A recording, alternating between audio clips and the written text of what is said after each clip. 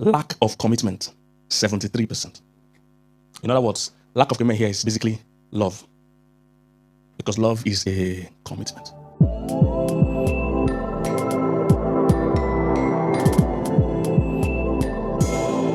Welcome to Fresh Fire TV. Reasons why marriages failed. 23% is tied to abuse. 41% is tied to lack of preparation. That one is very important. Lack of preparation, 41%. Lack of equality, 44%. Unrealistic expectation, 45%. Married too young, 48%. That one is a major fact. Don't marry too young, please. Your priorities when you're young is different from when your priorities when you're old. When you're younger, you're looking at their hairstyle. When you're older, you're looking at their lifestyle.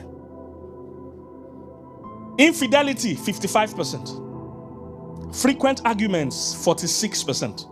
And the number one of them all, the most important, lack of commitment, 73%. In other words, lack of commitment here is basically love. Because love is a commitment. It's a commitment to show up in spite of how I feel. A commitment to be kind when I don't feel like. A commitment to serve the other person when I'm tired. When I see the things that cause problems in marriage, it is always a lack of love. And by love, I don't mean this passion one and this romantic one that they show in movies and music. I mean the basic. When I see couples say, in this house, we must both do the dishes 50-50. If I cook, you wash the dishes. If you wash the dishes, I must sweep. There's no love in those marriages. It will be very rare times, and I've done it a few times, but rarely will my wife allow me, and we live in different countries, and we have lived in different countries, will allow me do things I don't like to do. It's not an argument. She knows there are some things that I don't like. I don't know how to. If my wife insists that I must cook, we're going to poison everybody. Now, don't get me wrong. There's some guys that can cook and know how to cook. If you know how to cook, that's a great thing. That's not just what I do. I'm not great at it. It's never an argument. You must cook. No. And I also don't stress her. You see, when it's love, I'm doing my best to serve her. Now, if cooking is the only way she wants to serve her, then I will eventually have to cook. But you see, we will never get to that point because she also is trying not to inconvenience me. I'm also trying not to inconvenience her. You see, that's the correct couple should be having. It should be, no, you let me do it for you. Let me serve you. That's what it should be. But when you see couples say, go and do it for me, you don't do it for me, they are doing the opposite of what love is. A lack of commitment. Commitment is doing that thing that is not convenient for me to do, but I'm ready to care for my partner. If you look at the Bible, wherever they're talking about love, they're never talking about these feelings we're all running about. They say love is kind, love is patient. You see, love does not keep record of wrong. You see the kind of things they're saying, but that's not what movies and music are showing us. We think it's a feeling, we think it's flowers. When some people's wedding, it's not about the couple at all. It's about the wedding, not about the marriage. They are more interested in the picture. Nowadays they do pre-wedding shoot. They now do pre-wedding shoot on the day of the wedding with the wedding gown. They now do any investment in marriage at all? None. This same person cannot wash dishes, cannot cook, but you want to do pre-wedding shoot. 3. So you see effort. And look, some people they want to take a picture the morning of the wedding. Do you know how inconveniencing that is? You see, they have energy for rubbish. Can you wake up that same early to cook for this your partner now? I'm tired. You were in love with the wedding, not with your spouse. You sacrificed for the wedding, unwilling to sacrifice for the marriage. I get what I'm saying. So, the way marriage works, and this term phrase, falling in love, is where our problem started. We fall.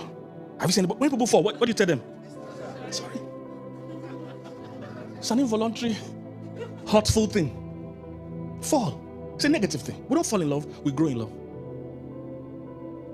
So what do you have those cardboards? Was it written on it? That's the thing I wanted to written on it. Gideon, you didn't do your work today. So I need somebody to stand. I need a volunteer, somebody that can stand. Are you married, sweetheart? Are you married? Is your husband here? He went to work. That's meant for you. So I want a single person, then let me not use you. Are you single? Do you mind? Come. This lady is single, so anybody interested, reach me. We'll give you her phone number. So come and stand here. Yes, for you to be visible. So what did I want? Yes, V.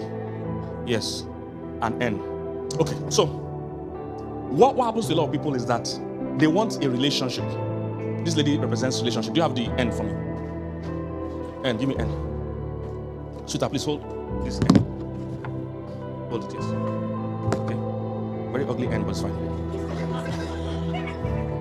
So this N here represents relationship as a noun. All right? So this is a noun. N here stands for noun, which is a thing. It can be a marriage, it can be a relationship. So this is what many people want. So what I've discovered is that people start from zero to relationship. A lot of people want relationship. And now, what they don't realize, I need under a guy this time. No, I don't want that. I'll just finish singing now. A guy, single guy. Come please. Thank you. Give him. Come and hold it. Come and stand here. Yes. This is a V. No, the other way around. So V here is a verb. What you should be looking for is this one. Relationship, a verb. Not relationship, a noun. What most people are looking for, what happens to many people is that they just get relationship a noun. Then they start checking if we can talk. They can't check it if we have similar values. They start checking if we like each other and enjoy each other's company. So you find out when they reach here and they can't find this. You see many marriages, they are not friends. They don't even want to be together. There's a post I commented on some weeks ago that got over 100 something comments under my comment. One guy, a bishop, says a bishop, but he wrote relationship coach. By the way, that's why we need to teach. We do coaching for people that want to be relationship coaches or counselors, because I discovered that some people even teaching this and don't even know the thing they're teaching. So this bishop that is supposed to be a relationship coach, he interviewed 2 women. He said, this woman, how long have you been married? The woman said 38 years. Oh, and the bishop was so excited. He said, that means you must have married the right one. Because somebody said you've been married for 38 years. And in places like America, it's rare to meet people that have married for 38 years. So he was so excited. He said, you must have married the right one. She said, no, not the right one. She said, we've been living apart for the past 10 years.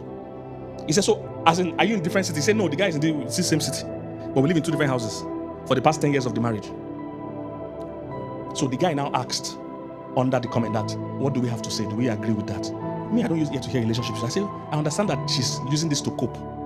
Because she said it there that this way they won't argue and fight a lot. This is her way of peace. They just don't want to be divorced on paper. So they are still married but not living together. So they still exist but they no longer have what? You see, when the verb goes, this one becomes so useless. You can imagine now, a married couple living in 2 different houses in the same city for 10 years. And that's the only way to avoid arguments and quarrel. Where you should always start from. That's why if you're putting so much emphasis on, when you see people putting too much emphasis on the wedding, instead of on the relationship, the friendship, they are usually not going to last, or what they will have, because nowadays, and the guy did a vote in that post that those that agree, those that don't agree, it was almost the poor, it was almost the same. So, and when I wrote my comment, many people were coming to challenge me that, why will I say this is not a normal way to do relationship? That why do I think my normal is? Yes, why do I think my normal is normal?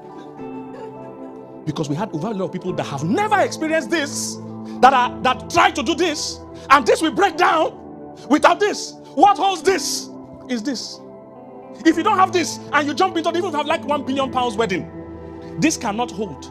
Please don't play music. Music, I will sing. You don't want to hear me sing. You don't want to hear me, I will sing. It's even do me now. You don't want to hear me sing. Is somebody get what I'm saying? If you like, spend don't play musical. If you like, spend 1 billion, and that's what people are doing. You see so much effort on this. This can't hold. You can't keep 2 people together if they don't have this. They must have a rhythm, a system, a friendship, a likeness. You know the difference between loving somebody and liking somebody? Liking somebody, you want to be with the person.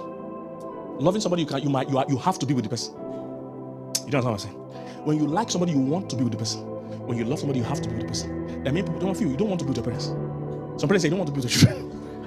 But because of love, you guys live in the same house till something officially separates you. But you see, when you like someone, you guys are doing your best. So I was in that comment, people came and wrote on the comment that why do I think my normal is the normal? I said, no 2 people gets married or want to get married and say, I can't wait to marry you so that we can live apart forever. There's never. Everybody wants to get married. The whole purpose of wanting to get married so that we can stay together. So nobody comes to say, oh, December, can't wait to finally marry you so that I can move to your own house and I move to mine.